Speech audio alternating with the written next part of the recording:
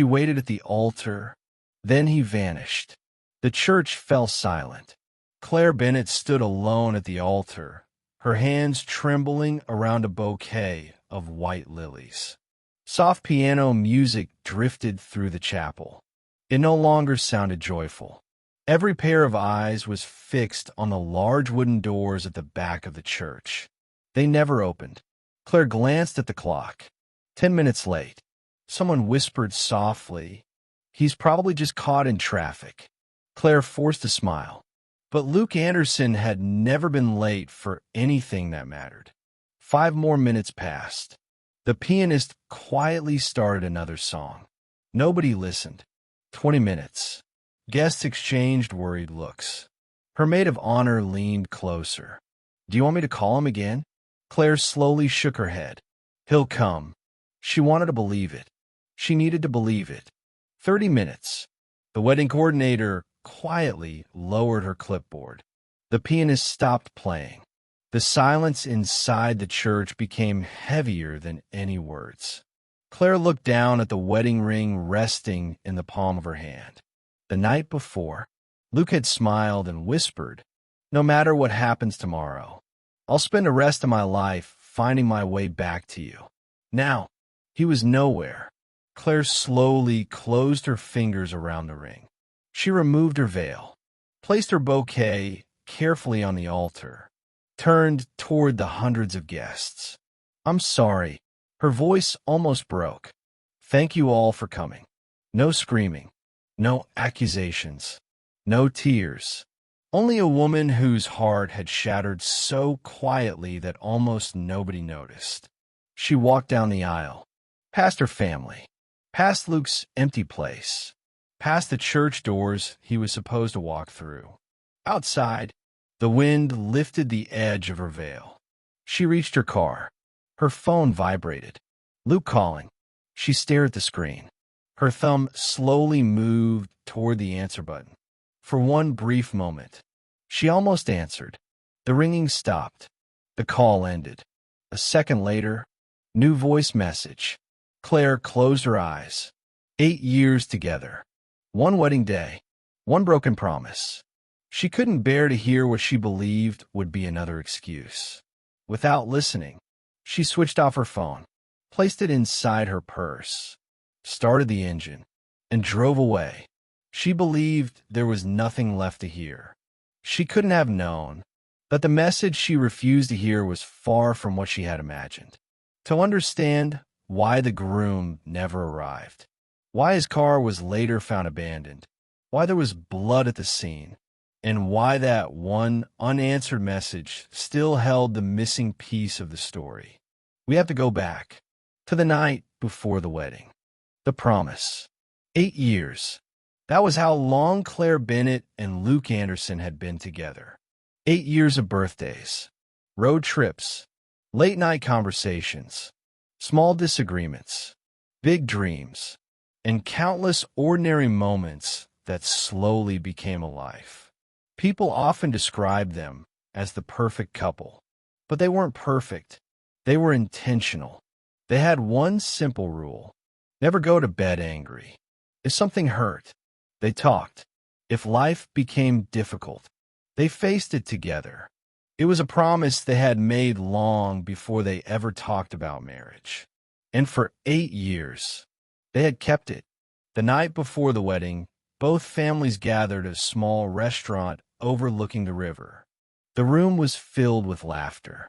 Old photographs passed from hand to hand. Luke's best friend, Mark Reynolds, stood and raised a glass. "I've known Luke since we were 12 years old," he said. "And if there's one thing I know, it's this." Mark smiled. When Luke loves someone, he loves them completely. Everyone laughed as Mark shared embarrassing childhood stories. Claire's mother wiped away tears as she watched her daughter smile. For the first time in many years, Claire felt completely at peace. Later that evening, after everyone had gone home, Claire and Luke couldn't sleep. Without saying a word, they drove to the church.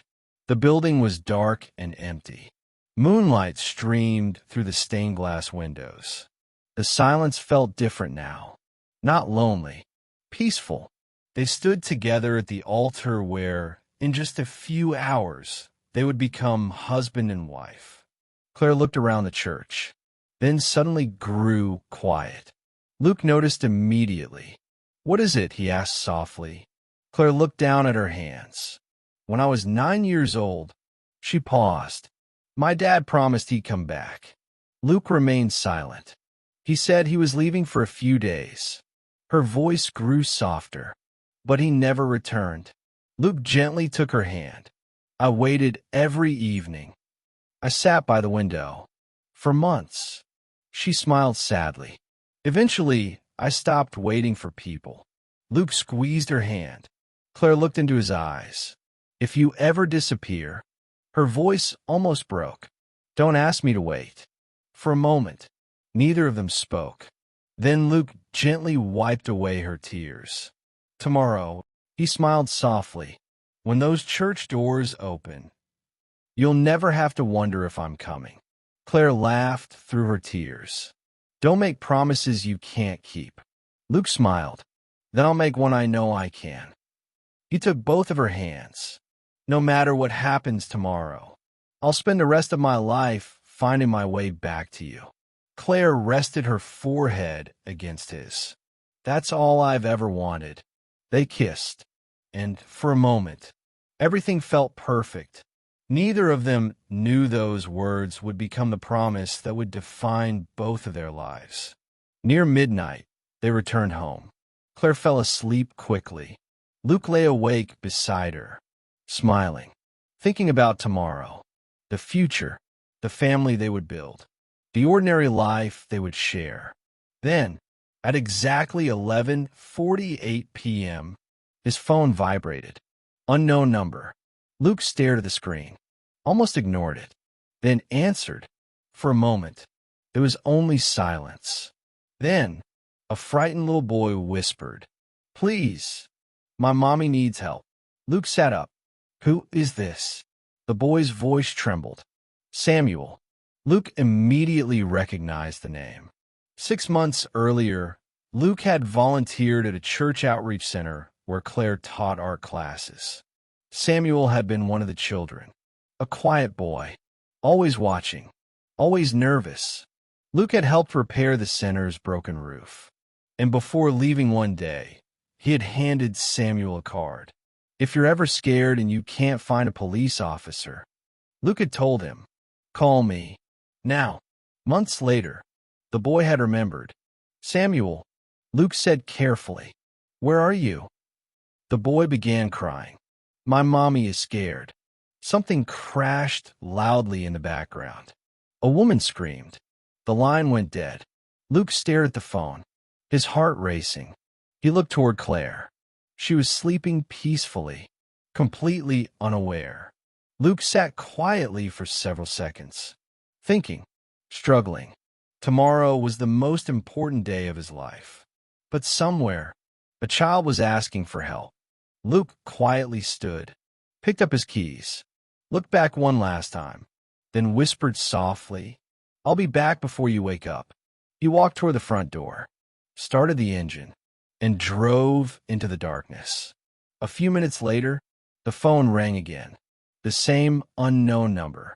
Luke answered immediately. This time, nobody spoke. All he heard was a woman screaming, the groom who never arrived. Luke pressed harder on the accelerator. City lights blurred past his windshield as the empty streets stretched ahead. His grip tightened on the steering wheel. His heart pounded louder than the engine. The terrified scream he had just heard still echoed in his mind. He called the number again. No answer. Again. Nothing. A third time. Voicemail. "Hold on," he whispered. "I'm coming." Across town, Claire slept peacefully. For the last time, she slept believing tomorrow would be the happiest day of her life. Morning sunlight slipped through the curtains. Claire opened her eyes with a smile. Today was the day. She reached across the bed. Luke's side was empty. She smiled. He's probably already awake. She never imagined He had never come back. She picked up her phone. No messages.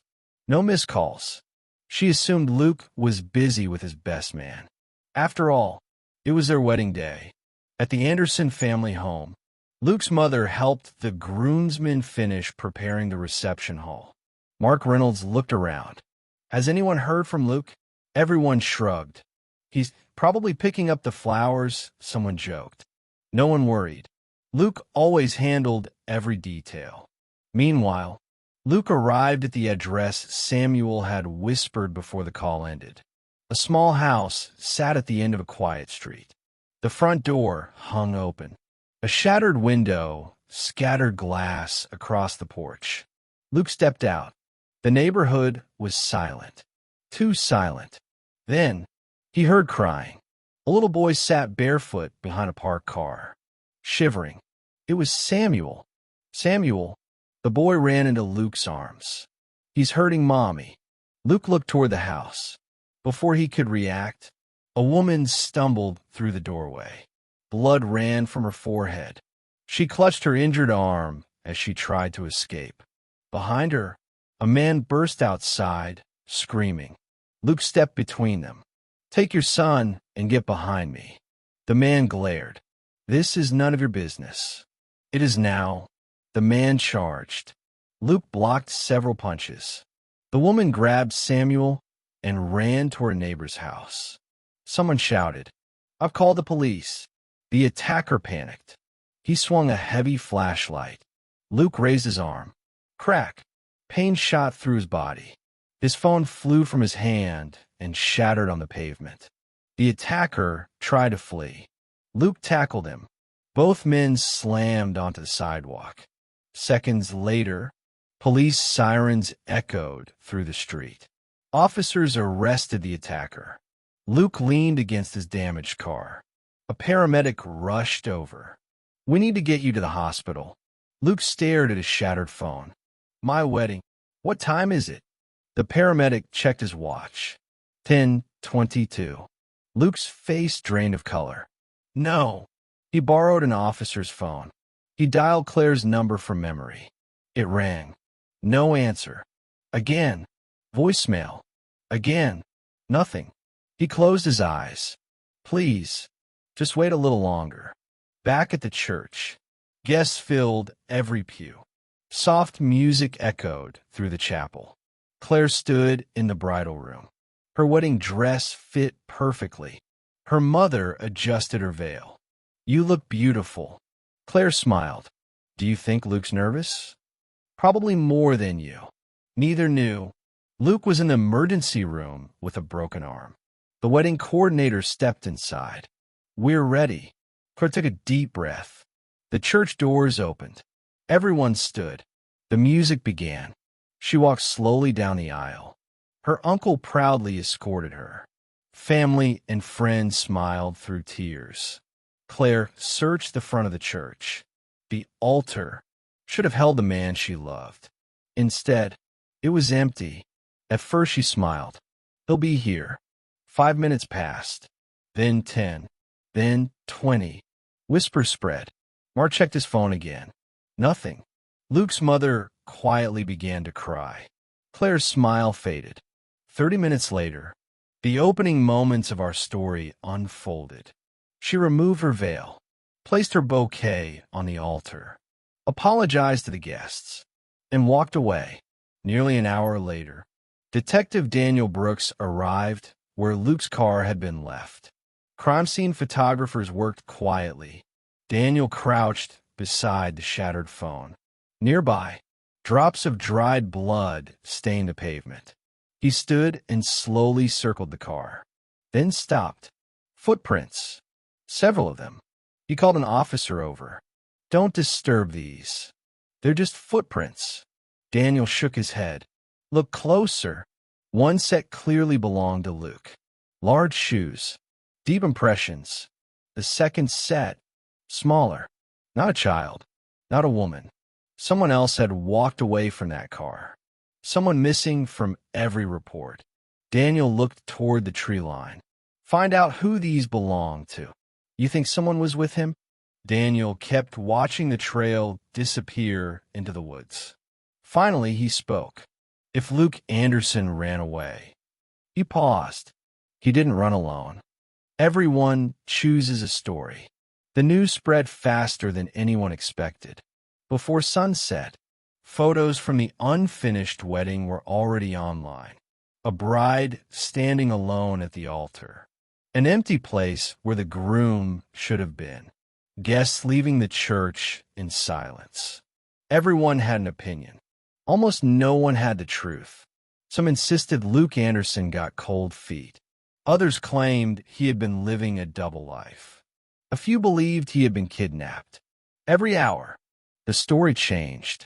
Claire Bennett stopped reading the comments after the first day. Nothing she read sounded like the man she had loved for 8 years. Yet, she couldn't explain why he never came. That unanswered question hurt more than every rumor. The wedding gifts remained stacked in the corner. The flowers had begun to wilt. Her wedding dress still hung untouched. She couldn't bring herself to put any of it away. Not because she was waiting, but because she still couldn't understand. Every room reminded her of the future they had planned. One evening, her mother quietly knocked. Claire opened the door with tired eyes. Without a word, her mother pulled her into a hug. "I'm so sorry," she whispered. Claire nodded. "I keep thinking I'll wake up and none of this will be real." Her mother brushed a strand of hair from her face. "You don't have to be strong every minute." Claire stared toward the living room. "I wasn't enough." Her mother shook her head. "No, don't let unanswered questions become answers." Claire tried to smile, but unanswered questions were all she had left. Across town, Detective Daniel Brooks continued reviewing every report. The officers' statements matched. Luke had rushed to help. He protected a frightened woman and her son. He was injured during the struggle. He cooperated fully. Nothing suggested a man planning to abandon his wedding. Yet something still didn't fit. Daniel leaned back. If that's true, what happened after the arrest? He requested every security camera recording from the neighborhood. Hours later, the footage arrived. He watched Luke speaking with paramedics, then officers, then investigators. Everything seemed normal, until one moment caught his attention. A black SUV slowly passed the scene. It didn't stop, but the driver turned toward Luke, as if making sure he was there. Daniel paused the video, zoomed in. The plate was unreadable. The windows were heavily tinted. A coincidence? Maybe, but it didn't feel like one. Meanwhile, Claire tried returning to normal life. Friends invited her out. She declined. Co-workers offered support. She thanked them with quiet smiles. But every conversation ended the same way. "Have you heard from Luke?" The answer never changed. "No." One rainy afternoon, she packed away the wedding decorations, folded table runners, wrapped unopened gifts, placed photographs into a storage box. At the bottom, she found the small wooden ring box. Luke's wedding ring was still inside. She held it tightly, then closed the lid. She wasn't ready. Not yet. Just as she returned it, the doorbell rang. A delivery driver stood outside. "I have a package for Claire Bennett." "I didn't order anything." It was prepaid. He handed her a plain brown envelope. No return address. No sender. Only her name. She carried it inside. For several minutes, she simply stared at it. Finally, she opened it. Inside, one photograph. Nothing else. Luke stood beside a young woman. Her arms were around him. His arm appeared to rest across her shoulders. They looked close. Too close. Claire's hands trembled. She searched the envelope again. No explanation. No note. No date. Only the photograph. She slowly sat down. The room felt painfully quiet. She wanted to believe there was another explanation. She truly did. But Luke wasn't there to give one. Tears rolled down her cheeks. Not because she believed the photograph, but because she no longer knew what to believe. She placed it back inside the envelope, walked to the bedroom, opened the closet. Luke's suits still hung where he left them. She rested her hand on one jacket. If this isn't true, why aren't you here to tell me? At the police station, Detective Brooks received a copy of the same photograph. Anonymous. No fingerprints. No useful evidence. He studied it carefully. Something stood out immediately. Luke wasn't looking at the woman. His eyes were fixed beyond the camera, as if watching someone else. Daniel enlarged the image. Again and again, near the bottom edge, he noticed something almost invisible. Tiny fingers. A child's hand. Barely visible. Someone had deliberately cropped the original. Daniel leaned closer. His instincts told him the missing part mattered more than the part everyone could see. He picked up the phone. I need the original digital file. Minutes later, the forensic technician called back. We found where it came from. Good. Send it over. A long silence followed. Then, I'm sorry, the original file was deleted. Daniel slowly lowered the phone. Someone wasn't just spreading a rumor. They were trying to erase the truth. He looked at Luke's face one more time, then quietly said, Who are you protecting, and who's working so hard to make sure nobody ever finds out? The silence that grew. 3 months passed, then 6. The seasons changed. Life moved on, but for Claire Bennett, time didn't heal the wound. It only taught her how to hide it. Every morning she woke before sunrise. She walked the quiet streets, not because she enjoyed them, because if she stayed home, the silence became unbearable. Friends stopped asking if Luke had returned. Family stopped mentioning his name. People assumed she wanted to forget. The truth was, she couldn't. She didn't know whether to mourn him, hate him, or keep hoping for an explanation. The hardest part wasn't losing him. It was never knowing why. One afternoon, Claire stood inside a vacant building downtown. Paint covered the old wooden floor. Dust drifted through the sunlight. Most people saw an abandoned space. Claire saw possibility. She smiled for the first time in weeks. I'll take it. A few months later, the building reopened, not as a business, but as a community art studio. Children from struggling families filled the rooms with laughter. Color slowly replaced silence. Every painting told a story of hope. Parents thanked Claire for giving their children a place to belong. The children simply called her Miss Claire. For the first time since the wedding, she felt useful again. One afternoon, a little girl handed her a drawing. Miss Claire, my mommy says broken things can still be beautiful. Claire looked down. A cracked flower pot. Bright flowers growing from inside. She smiled. Your mommy sounds very wise. The little girl nodded proudly. Claire pinned the drawing to the wall, then quietly turned away before anyone saw the tears. Across the city, Luke Anderson stepped out of physical therapy. The brace was gone. The scars remained. Not all of them were visible. His body had healed faster than his heart. People recognized him. There goes the groom who disappeared. I still can't believe what he did. Luke never answered. He kept walking. His reputation had been destroyed. He accepted it, because defending himself meant reopening wounds for the woman and child he had promised to protect. At least, that was the reason at first. Now, there was another, one he admitted to no one. His attorney, Rebecca Lawson, watched him enter her office. She closed the file. The case is over. Luke nodded. I know. You can talk now. I know. You can tell Claire everything. Luke remained silent. Rebecca folded her hands. I've represented you for almost 3 years. I've seen good people. I've seen guilty people. and I've seen frightened people. She met his eyes. You're the third. Luke lowered his head. I don't know how to face her. Rebecca's voice softened. You're not afraid she'll reject you. Luke stayed silent. You're afraid she'll look at you the way you look at yourself. The room fell quiet. Luke finally spoke. When I left that night, I thought I'd be gone for an hour.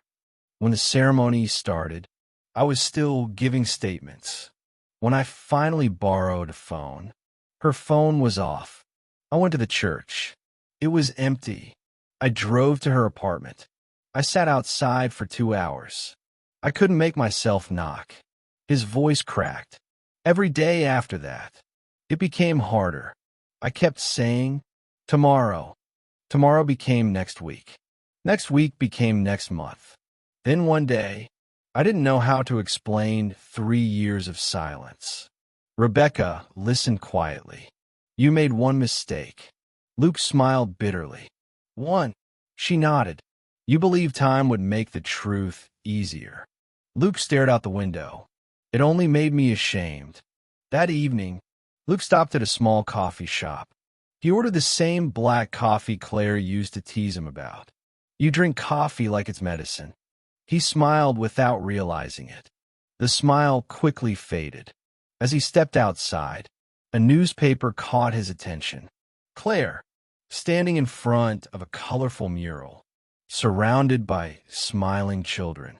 Local artist opens free community studio for children. Luke bought the paper. He stared at the photo for a long moment. She looked happy, or at least happier than the last time he'd seen her. He folded the newspaper and tucked it under his arm. He never noticed Rebecca standing across the street. She walked over. Luke. He turned. She nodded toward the paper. There's something you should know.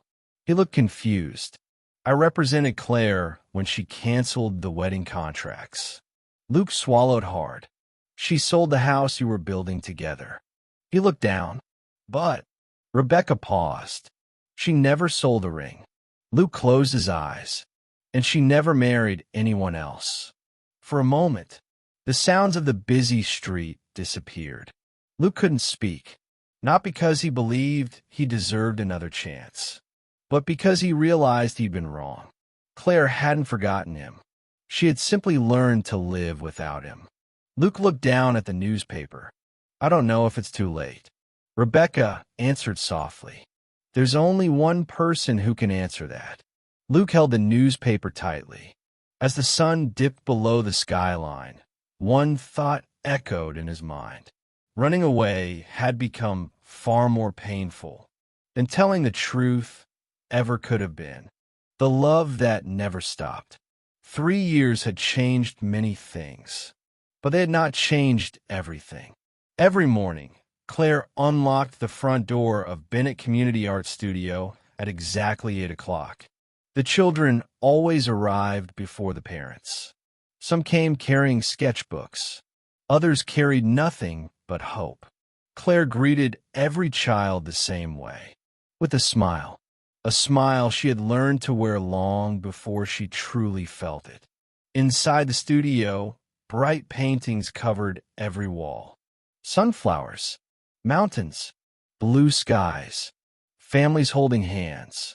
Every picture celebrated joy. Only Claire knew that none of them had been painted by her. Whenever she lifted a brush for herself, she always found the same image appearing on the canvas. An empty church, a bride standing alone, large wooden doors that never opened. She never finished the painting. She always stopped before adding the groom. One afternoon, a delivery driver entered the studio carrying fresh white lilies. Delivery for Claire Bennett. The room fell quiet. Claire stared at the flowers. She already knew what they were. Every year, on the same day, the same bouquet arrived. White lilies, the flowers Luke had carried when he proposed. She forced a polite smile. I'm sorry. I can't accept them.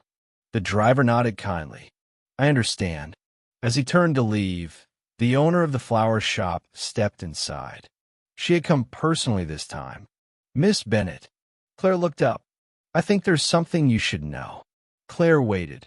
The florist held the bouquet gently. "These flowers weren't ordered this morning." Claire frowned. "They weren't." The woman shook her head. "They were paid for years ago." Claire's expression changed. "What do you mean?" "The gentleman who ordered them asked us to deliver the same bouquet every year. He paid for all of them in advance." Claire felt her heartbeat quicken. She didn't need to ask who the gentleman was. She already knew. The florist continued. "He only had one request." Claire swallowed. "What was it?" "If you refuse them, don't argue. Just wish you peace." The florist smiled sadly. "I've been doing exactly what he asked." Claire couldn't speak. The flowers suddenly felt heavier than they looked. For the first time, she reached out. Her fingertips brushed one white lily. Then she slowly pulled her hand away. "I still can't." The florist nodded with understanding. "I know." She quietly carried the bouquet back outside. Claire watched from the window until the van disappeared around the corner. One of the children walked over. "Miss Claire." She turned. "Yes." "Were those your favorite flowers?" Claire looked toward the empty street. "They used to be." Across the city, Luke sat alone on a park bench overlooking the river. It was the same park where he and Claire had celebrated their 5th anniversary. Children laughed nearby. Couples walked hand in hand. Life continued around him. He unfolded an old newspaper. It was the article about Claire's art studio. The edges had become worn from being opened so many times. He smiled at her photograph. "I'm glad you found your purpose." He folded the paper again. Just then, a familiar voice interrupted his thoughts. "Mind if I sit down?" Luke looked up. "Detective Daniel Brooks." Luke nodded. Daniel sat beside him. For several moments, neither man spoke. Finally, Daniel broke the silence. "The little boy still talks about you." Luke smiled faintly. "How is Samuel?" "He's doing well." "And his mother?" "She's finally living without fear." Luke quietly nodded. "That's good." Daniel studied him carefully. "You know, they both wanted to thank you in person." Luke shook his head. "They don't owe me anything." "No," Daniel replied. "But maybe someone else does." Luke looked away. "I don't think she wants to see me." Daniel sighed. "You've spent 3 years deciding that for her." Luke didn't answer. Daniel stood. Before walking away, he stopped. "I've investigated a lot of cases. I've seen people lie to protect themselves." He looked directly at Luke. "You lied by staying silent." Then he walked away. Luke remained on the bench. Those words echoed in his mind. Not because they were cruel, because they were true. That evening, Claire locked the art studio. As she switched off the lights, she noticed an elderly woman waiting quietly across the street. The woman smiled warmly. "Claire Bennet." Claire nodded. "Yes." The woman slowly walked closer. "My name is Margaret Collins." Claire searched her memory. The name meant nothing. "I'm sorry. I don't think we've met." Margaret smiled gently. "No, but someone I love wouldn't be alive today if it wasn't for Luke Anderson." Claire froze. The world around her seemed to disappear. Margaret reached into her handbag. She removed an old photograph. "This was taken the morning your wedding never happened." Claire accepted it with trembling hands. Her eyes widened. Standing beside Luke was a little boy, the same little boy Luke had been trying to protect. Margaret looked at Claire with tears in her eyes. "My grandson has been asking about the man who saved his mother." She paused. "I think it's time you knew why Luke never stopped running that morning." The message she never heard. The photograph trembled in Claire's hands. She looked at the smiling little boy, then at Luke, then back at the elderly woman standing before her. For several seconds, Neither of them spoke. Finally, Claire looked up. "You knew Luke?" The woman smiled gently. "My name is Margaret Collins. I'm Samuel's grandmother." Claire's heart skipped a beat. Samuel. The name sounded familiar. She couldn't remember why. Margaret pointed to the little boy in the photograph. "That's my grandson. What happened?" Margaret took a slow breath. "My daughter spent years with a man who controlled everything. Who she spoke to, where she went, who she could see. We tried to help, but every time she tried to leave, he found her." Claire listened in silence. "The night before your wedding," Margaret continued, "my grandson became frightened. He remembered a man who had once told him, 'If you're ever scared, call me.'" Claire immediately thought of Luke. Margaret nodded. Samuel called him, and Luke came. Tears filled Claire's eyes. "He really went?" Margaret smiled sadly. "He didn't hesitate. He never asked if it was dangerous. He simply came." "What happened after that?" Margaret shook her head. "I don't know. The police took over. My daughter and Samuel were taken to the hospital. I arrived much later." She gently touched Claire's arm. "But I know this. If Luke hadn't answered that phone, I might have buried my daughter. And my grandson." Claire's breathing became unsteady. Margaret reached in her purse. She removed a folded newspaper clipping. "I've carried this for a long time." Claire unfolded it. The headline read, "Local architect helps save woman and child during domestic violence incident." There was no photograph, no names. One sentence caught Claire's attention. The man involved declined all public recognition and asked that the family's privacy be protected. Claire whispered, "That was Luke." Margaret nodded. "He never wanted anyone to know." Claire frowned. "Then why didn't he tell me?" Margaret lowered her eyes. "I've asked myself that same question. I don't know." After a moment, she smiled gently. "But I do know one thing." "What?" "You deserve the truth." She turned to leave. After a few steps, she stopped. Without looking back, she quietly said, "Sometimes, the answer we're searching for has been much closer than we realize." Then she walked away. Claire stood frozen. Those words stayed with her. That night, rain tapped softly against her apartment windows. She couldn't sleep. Margaret's words echoed through the silence. "The answer has been much closer." Closer to what? She walked into the spare bedroom. Boxes lined the walls. Old photographs, wedding decorations, pieces of a future that never happened. She searched through them until she found an old smartphone. Her phone, the one she had switched off on her wedding day. She stared at it for a long moment, then found the charger. The screen remained black. Minutes passed. Then, the battery symbol appeared. The phone powered on. Dozens of old notifications appeared. Missed calls, messages, wedding reminders. Then, one notification remained at the top. One unheard voice message. Luke Anderson, 11:07 a.m., wedding day. Claire covered her mouth. For 3 years, she had never listened. Her finger hovered over the screen. She couldn't press play. Not yet. She walked to the kitchen, poured a glass of water, then returned.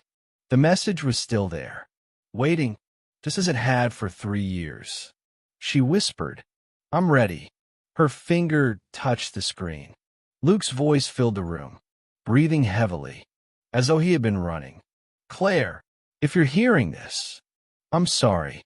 I know today isn't going the way we dreamed. A little boy called me. He said his mother was in danger. I couldn't ignore him." Glass shattered somewhere in the background. A distant voice shouted. Luke continued, "I thought I'd be back before you even noticed I was gone." He took another breath. "If I'm late, please, don't let one day erase 8 years. Static interrupted the recording. Luke's voice returned. I don't know what's going to happen next, but I need you to know something. You were never second. You were never forgotten. And you were never unloved." More shouting. Someone yelled, "Officer, over here." Luke spoke one final time. "I'm coming home." The recording ended. Silence filled the apartment. Claire stood motionless. Tears rolled down her cheeks. Not because every question had been answered, but because one painful lie she had believed for 3 years had just been destroyed. Luke hadn't left because he stopped loving her. He left believing he could still make it back. Claire lowered the phone, then whispered the words she wished she'd said 3 years earlier. "I should have listened." Just then, someone knocked gently on her apartment door. She looked toward the hallway. It was nearly 10 o'clock at night. Another knock. Claire wiped away her tears. She opened the door. Standing there was Detective Daniel Brooks. He looked at the phone still in her hand, then quietly asked, "You finally heard it, didn't you?" Claire nodded. Daniel took a slow breath. "Then I think you're ready to hear the rest." The truth they both needed.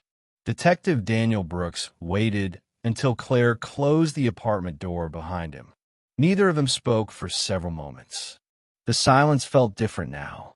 It wasn't filled with anger. It was filled with questions. Daniel glanced at the phone, still resting in Claire's hand. "So, you finally heard his message." Claire nodded. "I should have listened 3 years ago." Daniel shook his head gently.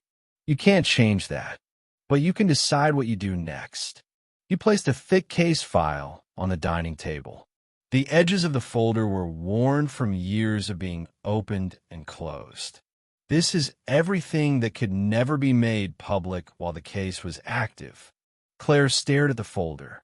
"Why are you showing me now?" "Because the court proceedings are over. The victims are safe, and there are no more legal reasons to keep these records sealed." Daniel slowly opened the file.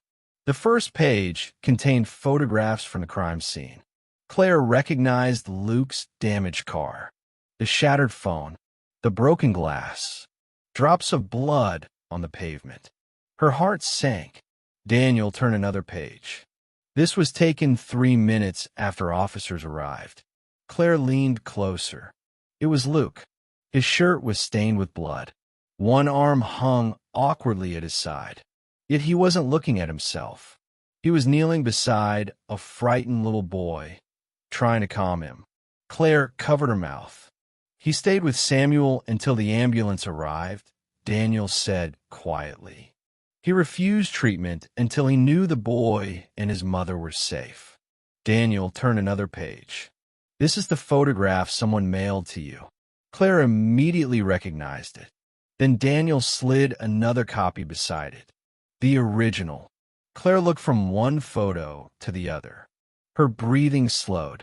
The anonymous picture had been cropped so tightly that it looked as though Luke was embracing another woman. But the original told a completely different story. The frightened woman was clutching her son. Luke stood between them and the police tape, shielding them from reporters gathering nearby. His arm wasn't wrapped around her in affection. He was protecting both of them. Claire felt tears welling in her eyes. "So it was all a lie?" Daniel nodded. "A lie built from one carefully cropped photograph." He paused before adding, "The person who mailed it wanted you to believe Luke had chosen someone else." Claire whispered, "And I let myself believe it." Daniel looked at her kindly. "You believed what the evidence seemed to say. But evidence doesn't always tell the whole story." He closed the file. "There's one question only Luke can answer." Claire looked up. "What question?" Daniel met her eyes. "Why he never came back after he finally could." Claire looked toward the rain-covered window. For the first time in years, she realized the mystery wasn't over. The hardest answer was still waiting to be heard. Claire remained standing beside the window long after Detective Brooks had left.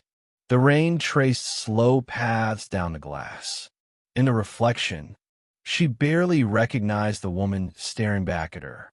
3 years earlier, she had walked away from a church, believing the man she loved had chosen someone else. Tonight, that certainty had disappeared. In its place, there was only one question. Why hadn't Luke come back? Across town, Luke locked the door to his apartment. The place was neat, almost too neat. Everything had its place. Everything except peace. He set his keys on the kitchen counter. The silence greeted him like an old friend. He walked to a small bookshelf. On the top shelf sat a framed photograph. It had been taken on a summer afternoon. Claire was laughing as the wind blew her hair across her face. She never knew he had taken the picture. It had always been his favorite. Luke picked up the frame. I still don't know how to make this right. His phone buzzed. It was Rebecca Lawson, his attorney. He answered. Hello. Her voice sounded calm. I heard from Detective Brooks. Luke's heart skipped. He went to see Claire. Luke closed his eyes. So, she knows. She knows part of the truth. Silence. Rebecca spoke again.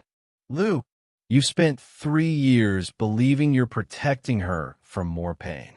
But the truth is, you've been protecting yourself from hearing her answer. Luke didn't argue, because she was right. I don't know if she'll ever forgive me. Rebecca replied softly. Forgiveness isn't something you ask for over the phone. It's something you earn. After the call ended, Luke remained standing in the dark. For the first time in years, he realized he had been waiting for courage, not for the right moment. The next morning, Claire drove to the church. She hadn't planned to. Her hands simply turned the steering wheel without thinking. The building looked exactly as it had 3 years earlier. The same wooden doors, the same stained glass windows, the same stone steps. She slowly walked inside. The sanctuary was empty. Sunlight streamed through the colored glass. Dust floated quietly through the air. She walked toward the altar, the place where everything had fallen apart. She closed her eyes. Memories returned all at once.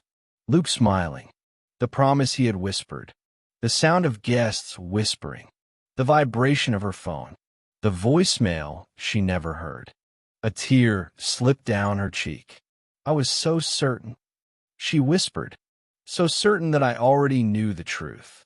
A gentle voice answered from behind her. Sometimes pain convinces us to stop listening. Claire turned. It was Pastor Michael, the minister who had been waiting to marry them 3 years ago. He smiled kindly. I've been hoping you'd come back someday. Claire looked around the empty church. I didn't think I ever would. The pastor walked beside her. You know, I kept something. He disappeared into a small office.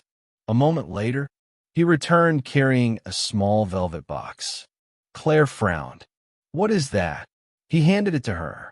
Luke's wedding band, the one he had never been able to wear. I couldn't bring myself to throw it away. The pastor said quietly, I always believed this story wasn't finished. Claire stared at the ring. Her fingers trembled. The pastor gently placed a hand on her shoulder. The question isn't whether Luke made a terrible mistake. He did. The question is, what do you want to do with the truth now that you have it? Claire didn't answer, because she didn't know. That afternoon, Luke was reviewing blueprints at work when the receptionist knocked on his office door. Mr. Anderson, there's someone here to see you. Luke looked up. I don't have an appointment. They said they'll wait. His heart began to race. Slowly, he stood. Every step toward the reception area felt heavier than the last. As he turned the corner, he stopped. Claire was standing by the window.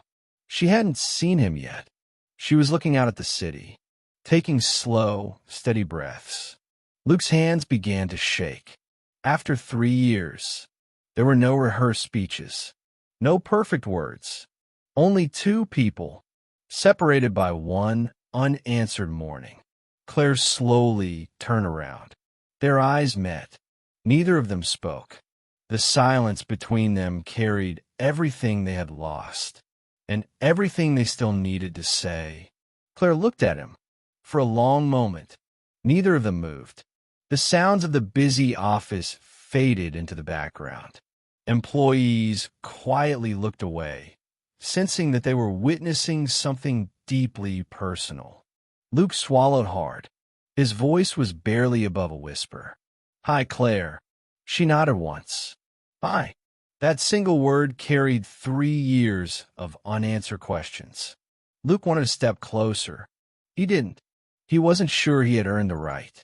Claire was the first to break the silence. "I listened to your voicemail." Luke closed his eyes. For years, he had imagined that moment. None of those imagined conversations had prepared him for the real one. "I'm glad you finally heard it," he said softly. Claire looked at him. "I almost answered your call." Luke frowned. "What?" My thumb was on the screen. She held up her hand as though she could still see the phone. "I almost answered." A sad smile crossed Luke's face. "I called until your phone stopped ringing." "I know." Another silence settled between them. Neither silence was angry anymore. It was careful. Claire took a slow breath. "I know why you left." Luke looked surprised. "Detective Brooks showed me the case file." She paused. "I know about Samuel. I know about his mother. I know you saved them." Luke lowered his eyes. "I'd do it again." "I know." She stepped a little closer. "But that's not the question that's haunted me." Luke looked back up. Claire's eyes filled with tears. "The question is, when you finally could come back, why didn't you?" Luke didn't answer immediately. He searched for words that had taken 3 years to find. "When I got to the church, it was empty. I drove to your apartment. I sat outside. I watched your living room light. I wanted to knock." His voice trembled. "But I imagined opening door after door and seeing the look on your face, the disappointment, the hurt. I told myself you deserved an explanation. So why didn't you give me one?" Luke's eyes glistened. "Because I was ashamed." Claire remained silent. Luke continued. "The first day I thought, I'll explain tomorrow. The second day became next week. Next week became next month. The longer I waited, the less I believed I deserved to ask for your forgiveness." He let out a shaky breath. "So I convinced myself that staying away would make your life easier." Claire slowly shook her head. "It didn't." Luke's shoulders slumped. "I know. It hurt every single day." For the first time since they had met again, Luke allowed himself to cry. "I am so sorry, Claire. I wasn't trying to stop loving you. I stopped believing I was someone you could love." Claire wiped away a tear. "And I made a mistake too." Luke looked at her in surprise. "I decided your silence meant you didn't care." She lowered her head. "I never listened to the one person who deserved to be heard." Neither of them spoke. Neither of them was innocent. Neither of them was the villain. Fear had stolen years for both of them. Finally, Claire looked at him and asked the question she had carried since the day she walked out of the church. "If we had one more chance." She hesitated. "Would you tell me the truth immediately, even if you thought it would cost you everything?" Luke answered without hesitation. "Yes. I've learned that silence costs far more." Claire studied his face. For the first time in 3 years, she wasn't looking at the man who never arrived at the altar. She was looking at the man who had finally stopped running. Luke took a careful breath. "I don't expect you to forgive me today. I don't expect you to take me back. I only wanted you to know. Not a single day passed that I stopped loving you." Claire didn't answer. Instead, she quietly said, "Walk with me." Luke looked surprised. "Where?" She gave the faintest smile. "Somewhere we should have gone a long time ago." Without another word, they walked out of the office together. Neither of them knew what waited at the end of that walk. But for the first time in years, they were finally walking in the same direction. The afternoon sun hung low over the city. Neither of them spoke as they walked. The silence between them no longer felt like a wall. It felt like a bridge, still unfinished. Cars passed. People hurried by. No one recognized the two strangers carrying 8 years of love and 3 years of regret. Finally, Claire stopped in front of a small neighborhood cafe. Luke smiled faintly. "I know this place." Claire looked at him. "I was hoping you would." It was the cafe where they had shared their very first date. The little corner table by the window was still there. The owner looked up as they walked inside. For a brief moment, he stared in disbelief. Then a warm smile spread across his face. "I've been wondering if I'd ever see you two again." Claire returned the smile. "So have we." The owner quietly led them to the same table. Neither of them picked up the menu. Neither of them had come for coffee. They had come for something much harder. The truth. Luke took a slow breath. "I've replayed that morning in my head thousands of times." "So have I," Claire replied. "If I had just woken you." Luke said. "If I had answered your call." Claire answered. "If I had knocked on your door afterward." Luke continued. "If I had listened to your voicemail." Claire whispered. They both stopped. For years, each had been carrying only their own regrets. Now, they could finally see the others. Luke reached into his jacket pocket. He placed a small velvet box on the table. Claire recognized it immediately. The ring. Luke nodded. "I carried it with me every day. I couldn't throw it away." Claire looked down at it. Slowly, she placed her hand over the box, not opening it, just resting her fingers there. "I still have mine." Luke looked up. "You do?" She nodded. "I couldn't wear it, but I couldn't let it go either." A gentle smile crossed Luke's face. The first genuine smile Claire had seen from him in years. Just then, the cafe owner quietly set 2 cups of coffee on the table. "I think these are on the house." He smiled kindly. "You two look like you've had a long journey."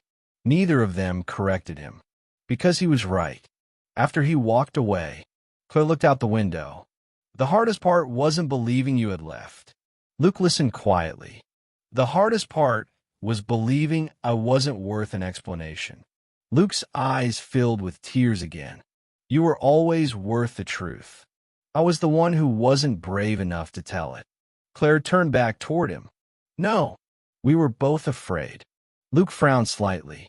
She continued. "You were afraid I'd never forgive you. I was afraid to hear something that would hurt even more." She smiled sadly. "So we both chose silence." Luke nodded, and silence almost became our ending. For a long moment, neither of them spoke. Then Claire slowly opened the velvet box. The wedding ring caught the afternoon sunlight. It looked exactly as it had 3 years earlier. Untouched, waiting, Claire smiled through tears. "You know, I used to think this ring represented the day we lost everything." Luke looked at her. "What does it represent now?" She gently closed the box again. "A choice." Luke waited. Claire reached across the table. She took his hand, not because the pain was gone, not because trust had fully returned, but because healing has to begin somewhere. "If we ever do this again," she said softly, "there will be no secrets." Luke squeezed her hand gently. No more silence. No more fear. No more deciding what's best for the other person. Claire nodded.